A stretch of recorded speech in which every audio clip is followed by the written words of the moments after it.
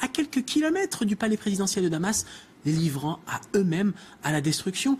Tout type d'armes a été utilisé, des avions de chasse, des hélicoptères balançant des barils explosifs, des lance-roquettes, des lance-missiles et des armes encore que les habitants ne connaissent pas. C'est aujourd'hui un véritable drame que nous vivons, que nous remontons via votre antenne. Un drame humanitaire qui a été condamné hier, notamment par le président français Emmanuel Macron. Vous le disiez, 400 000 personnes qui sont coincées. Ça dure, cette situation, depuis 2013, effectivement. Elles sont enclavées carrément. À quoi est due l'intensification des bombardements ces derniers jours? Ça fait effectivement 5 ans que ça dure. 5 ans qu'on a une population qu'on essaye de faire plier. Pourquoi est-ce que ça dure? Pourquoi est-ce que c'est si important? Parce que nous sommes justement à quelques kilomètres du palais présidentiel. Cette enclave est tenue par les forces d'opposition et on a cherché à tout prix à la faire plier par les armes et même à travers la faim. Le problème, c'est que ne pouvant pas aller déloger ces factions rebelles, les forces pro-gouvernementales aujourd'hui frappent les civils, c'est-à-dire les zones qui sont bombardées à l'heure actuelle depuis maintenant plusieurs mois et surtout depuis les 4 derniers jours, ce sont des zones civiles. Avec beaucoup d'enfants. Avec beaucoup d'enfants, avec beaucoup de personnes âgées. On a vu tellement de parents. On a vu récemment un cas qui a été remonté avec un père de famille qui a enterré de ses propres mains la totalité de ses enfants. Il a perdu tous ses enfants dans les bombardements de la Ghouta. Ses 3 enfants ont été enterrés, il a été obligé de les enterrer. Et cela, dans la différence la plus totale, on ne peut que relayer ce sentiment de tristesse, ce sentiment de désespoir profond que nous font remonter nos membres sur place, les membres de Syria Charity. Et aujourd'hui, ce qui est vraiment extrêmement frustrant et ce qui est extrêmement désolant, c'est de voir l'inaction totale. Nous avons entendu des mots, des condamnations, mais aujourd'hui, que pouvons-nous faire pour sauver cette population? C'est pour moi, je pense, une des plus grosses hontes de ce 21e siècle, laisser cette population meurtrie et détruite dans la différence la plus totale. On sait que Jean-Yves Le Drian se rendra la semaine prochaine à Moscou pour évoquer bien sûr la question de la route orientale et de la Syrie avec son homologue russe Sergueï Lavrov. Qu'en est-il des denrées aujourd'hui? On sait qu'il y a quelques semaines c'était très compliqué pour se nourrir là-bas. Et aujourd'hui, j'imagine que pour l'acheminement des médicaments et pour soigner tous ces enfants, tous ces civils, c'est quasiment mission impossible. C'est mission impossible. Nous travaillons dans des conditions extrêmement difficiles. Nous manquons de tout.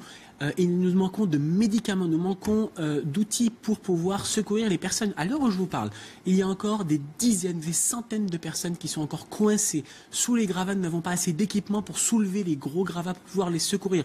Nous manquons de médicaments. Il y a tous les tunnels, la quasi-totalité, même la totalité des tunnels grâce auxquels la Ghouta pouvait survivre ont été détruits, ont été identifiés et détruits. Aujourd'hui, il y a quelques rares denrées alimentaires. Mais pour vous donner une image, imaginez une famille qui vit avec en moyenne entre 50 et 100 euros par mois, devoir vivre là où le prix d'un kilo de riz avoisine aujourd'hui les 12 euros.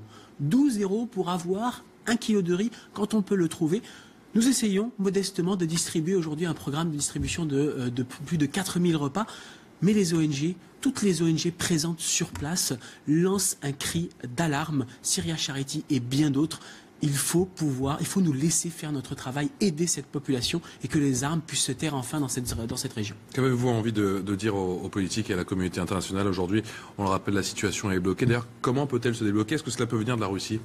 Aujourd'hui, elle ne peut venir que de la Russie même, je dirais. Aujourd'hui, le maître à bord, c'est Vladimir Poutine. C'est lui qui décide, c'est lui qui fait la pluie et le beau temps en Syrie. La seule solution viendra par l'intermédiaire de Vladimir Poutine, par des négociations, je ne sais quoi. Jean-Yves Le Drian la semaine prochaine à Moscou, c'est limite trop tard, il faudrait y aller là tout de suite? Il faudrait bien sûr y aller absolument tout de suite pour pouvoir faire en sorte que les armes se taisent. Je ne sais même pas ce qui se passera dans les jours à venir. Aujourd'hui, on nous parle de troupes qui sont amassées, qui attendent pour pouvoir rentrer à l'intérieur de la Ghouta et perpétrer les mêmes massacres qui ont pu être faits dans d'autres régions. La seule solution aujourd'hui, elle passera effectivement par la Russie. Mais aujourd'hui, ce qu'on a vu, ce que l'on craint, c'est un scénario identique à celui d'Alep, c'est-à-dire un exil forcé. C'est ce qui est en train de se préparer, un exil forcé de la population de la Ghouta, qui vivent ici depuis des générations. On parle de personnes qui vivent ici, certaines familles qui sont présentes dans ces zones-là depuis plus de 1000 ans. Et aujourd'hui elles vont être exilées, sorties de leur foyer. C'est ça la solution. eh bien malheureusement nous déplorons aujourd'hui cette impuissance. Je crois qu'il y a au moins 6 hôpitaux qui ont été visés à la route orientale. Est-ce qu'il y en a encore un aujourd'hui? Est-ce qu'on sait? Est-ce qu'il y en a encore un de fonctionnel?